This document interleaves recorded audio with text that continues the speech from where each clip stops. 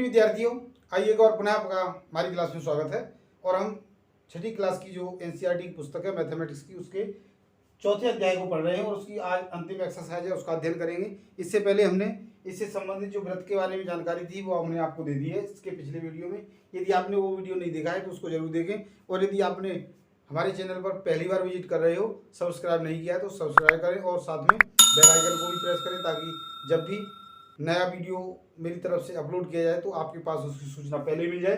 तो आइए शुरुआत करते हैं।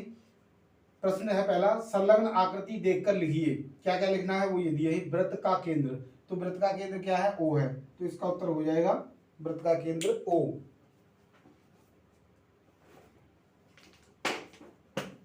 वृत्त का केंद्र ओ है, यानी ये बिंदु है।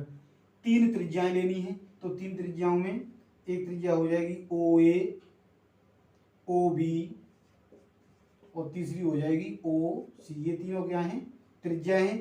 अगला प्रश्न है, उसमें पूछा गया है एक व्यास। व्यास क्या है? जो केंद्र से होकर जाने वाली सबसे बड़ी जीवा को हम उसका व्यास बोलते हैं। तो ये व्यास हो जाएगा ए ओ सी, ये व्यास है। एक जीवा, तो जीवा ई डी, जीवा हो जाएगी इसकी ई डी। अभ्यंतर में 2 बिंदु लेने, यानी इसके अंदर, तो बिंदु हो जाएंगे, एक तो हो जाएगा ओ और एक हो जाएगा पी। ये दोनों बिंदु हो गए। एक त्रिज्याखंड लेना है, तो एक त्रिज्याखंड ये हो गया त्रिज्याखंड ओ ए बी, अर्थात ये वाला पार्ट है, इसको हम त्रिज्याखंड कहते हैं।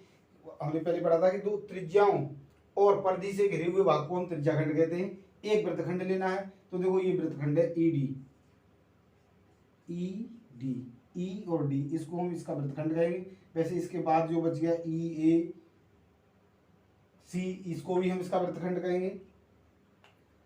अब हमें पूछा गया है, अगला प्रश्न है प्रश्न 2, क्या वृत्त का प्रत्येक व्यास उसकी जीवा भी हो सकती है? तो इसी में देखते हैं, जैसे या फिर एक और चित्र बना लेते हैं। ये पूछ रहा है कि क्या प्रत्येक व्यास उसकी जीवा है। देखो व्यास हुआ जो केंद्र से जाएगा, तो केंद्र से बहुत सारी रेखा खींची जा सकती है और ये सभी क्या कहलाएंगी? इसकी जीवा भी कहलाएंगी। तो इसका उत्तर हमें मिलेगा हाँ, वृत्त की प्रत्येक व्यास को हम उसकी जीवा भी कहते हैं। क्या वृत्त की प्रत्येक जीवा उसका व्यास होती है? तो देखो ये जीवा है, ये भी जीवा है, ये भी जीवा है, इसको हम वृत्त का व्यास नहीं कह सकते। वृत्त का व्यास वही जीवा होती है जो उसके केंद्र से जाती है, अर्थात सबसे बड़ी होती है।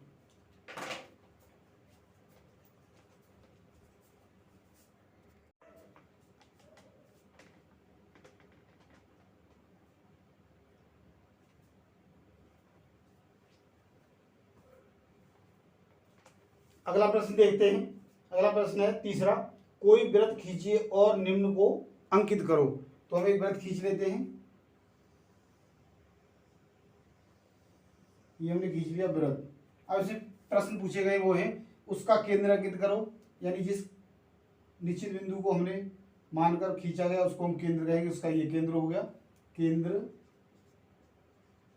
ओ।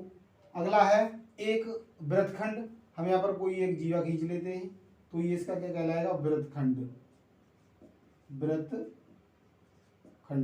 इसको ए भी नाम दे देते हैं।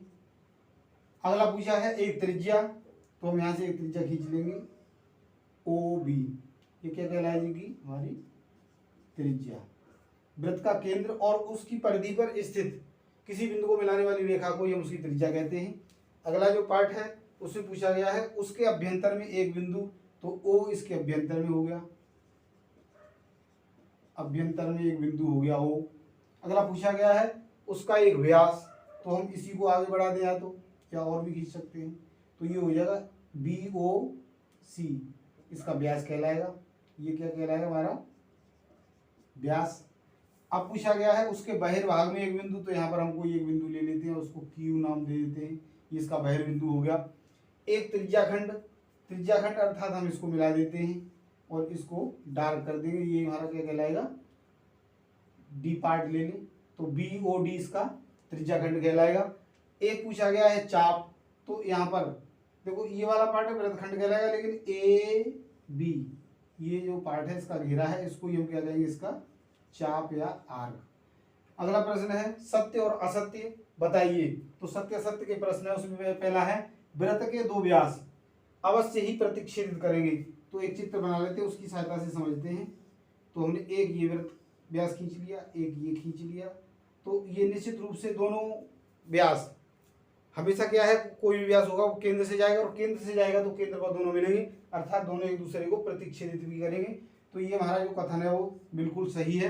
अगला है वृत्त का केंद्र सदैव उसके अभ्यंतर में होता है। तो देखो यहाँ है, यहाँ है, ये इसके अंदर ही स्थित होगा।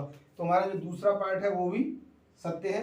तो इस प्रकार से हमने हमारा जो चौथा चैप्टर था उसकी सभी एक्सरसाइज को पूरा कर लिया है। कल अर्थात अगले वीडियो में हम आपसे हमारा जो अगला चैप्टर है 5वां उसके साथ मिलेंगे। तो आज के लिए इतना ही, धन्यवाद।